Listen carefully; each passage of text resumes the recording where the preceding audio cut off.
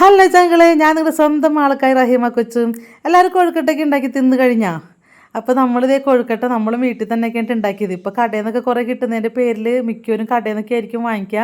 പക്ഷെ നമ്മൾ ഈ കൊല്ലം നമ്മൾ വീട്ടിൽ തന്നെ ഉണ്ടാക്കിയത്. കഴിഞ്ഞ കൊല്ലം ഞാൻ പുറത്തുനിന്നാണ് കേട്ടോ വാങ്ങിച്ചത്. കാരണം ആകെ 2-3 എണ്ണത്തിൻ്റെ ആവശ്യം ഉണ്ടായുള്ളൂ, മക്കളൊന്നും ഉണ്ടായില്ല. അപ്പോൾ അതിൻ്റെ പേരിൽ എനിക്ക് തിന്നാൻ വേണ്ടി മാത്രം ഞാൻ പുറത്തുനിന്ന് 2-3 എണ്ണം വാങ്ങിച്ചു. പക്ഷേ ഈ കൊല്ലം മക്കൾ 3 പേര് എൻ്റെ കൂടെ ഉണ്ട്. അപ്പോൾ എൻ്റെ മക്കൾ പറഞ്ഞു, അമ്മച്ചി കൊഴുക്കട്ട നമുക്ക് വീട്ടിൽ തന്നെ ഉണ്ടാക്കാം കേട്ടോ, ഞങ്ങൾ സഹായിക്കാമെന്ന് പറഞ്ഞു. അപ്പോൾ അങ്ങനെ ഇതേ പൊടിയൊക്കെ കുഴച്ച്, നല്ല ടാസ്ക് പണിയല്ലേ കൊഴുക്കട്ട ഉണ്ടാക്കാനായിട്ട്. ചൂടോട് കൂടി പൊടി കൊഴുക്കണം. എനിക്കത് മാത്രം ഭയങ്കര ടെൻഷനാണ് കേട്ടോ.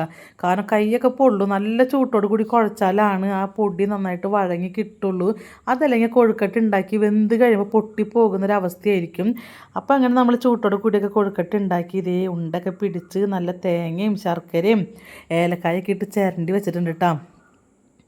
അപ്പോൾ ചങ്ങളെ നമ്മൾ കുരിശുണ്ടാക്കാൻ ശ്രമിച്ചിട്ട് ചീറ്റിപ്പോയൊരവസ്ഥയാണ് കുരിശ്. കാരണം ഇതേ കുരിശുണ്ടാക്കിയ എൻ്റെ പമ്മുവാണ് കുരിശുണ്ടാക്കിയ ആൾ, പറ്റുന്നുണ്ടായിരുന്നില്ല. അത് കഴിഞ്ഞിട്ട് പപ്പീനെ കൊണ്ട് പരീക്ഷിപ്പിക്കാൻ നമ്മൾ ട്രൈ ചെയ്തു.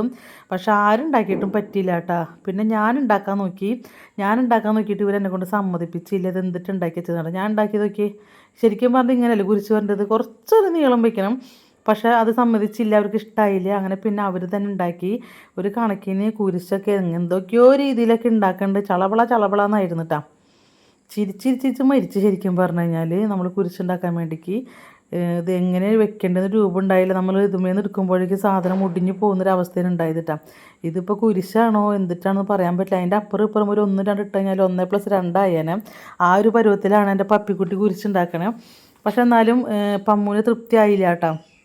അപ്പോൾ പമ്മ എന്ത് ചെയ്ത് അത് പിന്നെ വളച്ചൊടിച്ച് അവളുടെ രീതിയിൽ തന്നെ, അവളുടെ ഇഷ്ടത്തിന് തന്നെ അവൾ കുരിശുണ്ടാക്കി.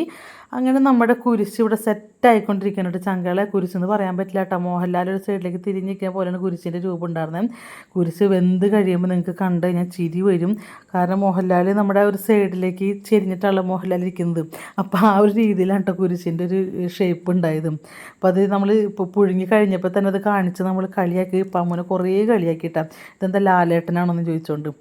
അപ്പോൾ ഇതേ നമ്മുടെ കുരിശ് ഏകദേശം ഇവിടെ രൂപപ്പെട്ടിട്ടുണ്ട്. ഇവളെന്തൊക്കെയാണ് കാണിക്കുന്നത് അവൾക്ക് തന്നെ അറിയില്ല കേട്ടോ, എൻ്റെ പൊന്ന് ചങ്കളെ.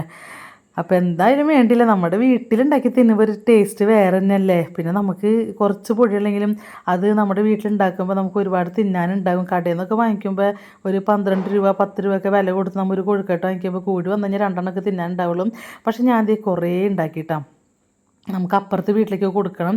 ഇതെൻ്റെ പപ്പിയുടെ സ്പെഷ്യലാണ് കേട്ടോ. അതേ ആയിരിക്കണം ഉണ്ടാവുള്ളൂ. ഒരു കൊഴുക്കട്ട ഉണ്ടാക്കട്ടെ എന്ന് പറഞ്ഞിട്ട് ഉണ്ടാക്കുകയാണ്. അപ്പോൾ നമ്മുടെ ഈ കുരിശ് അങ്ങോട്ടും ഇങ്ങോട്ടൊക്കെ ചാഞ്ഞ് പോവാതിരിക്കാൻ വേണ്ടിക്ക് ഞാനിത് പപ്പിയുടെ കൊഴുക്കട്ട ഇട്ടത്. ഇത് പപ്പി ഉണ്ടാക്കി വെച്ചേക്കുന്നതാണിത്. വവ്വാല് ചപ്പിയാതിരിക്കുന്നുണ്ട്. ചിരിച്ച് ചത്തില്ല എന്നുള്ളു. ആ കൊഴുക്കട്ടയുടെ രൂപം നിങ്ങൾ നോക്കി, കിഴി കെട്ടി വെച്ച പോലെ ഉണ്ട്. അപ്പോൾ അതേ നമ്മൾ കുരിശിനെ നമ്മൾ അവിടെ ഇവിടെ ഒക്കെ ഒന്ന് പൊക്കി വെക്കാൻ ശ്രമിച്ചതേ നമ്മളിപ്പോൾ ഈ പരുവത്തിലാണ് ആയേക്കണം. അപ്പോൾ നമ്മളിത് തീ കത്തിച്ച് അടുപ്പത്ത് വെക്കുകയാണ്. നമ്മുടെ ഗ്യാസ് ലൈറ്റർ കുറച്ച് പഴക്കം ചെന്നിട്ടുണ്ട്. പുതിയതൊരെണ്ണം വാങ്ങിക്കാറായിട്ടുണ്ട് ചങ്കളെ. അപ്പോൾ അധികം വൈകേണ്ടത് വാങ്ങിക്കുന്നതായിരിക്കും. അപ്പോൾ നമ്മുടെ കൊഴുക്കട്ട ഇതിവിടെ സെറ്റായിട്ടുണ്ട്. വാ പൊരിച്ച്. അപ്പോൾ ഇതേ നമ്മുടെ കുരിശ് ഞാൻ പല മോഹൻലാലിൽ നിന്ന് കണ്ട കറക്റ്റ് ലാലേട്ടൻ ചുട്ടില്ലേ ഒരു സൈഡിലേക്ക് ചെരിഞ്ഞിരിക്കുന്നുണ്ട്. അപ്പോൾ ഇതേ നമ്മുടെ പപ്പിക്കുട്ടിയുടെ കൊഴുക്കട്ട സ്പെഷ്യൽ.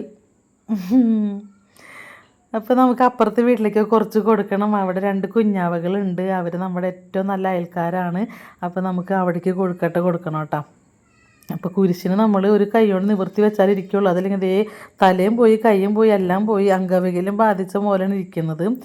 അപ്പോൾ അങ്ങനെ ഞങ്ങൾ തിന്നാൻ പോവേണ്ട കൊടുക്കട്ടെ. അപ്പം ഞങ്ങൾക്ക് വേറെ ആരുമില്ല, ഞാനും മക്കളും മാത്രമേ ഉള്ളൂ. അപ്പോൾ ഞങ്ങൾ ഓശാന പെരുന്നാൾ ഞങ്ങൾ ആഘോഷിക്കുകയാണ്.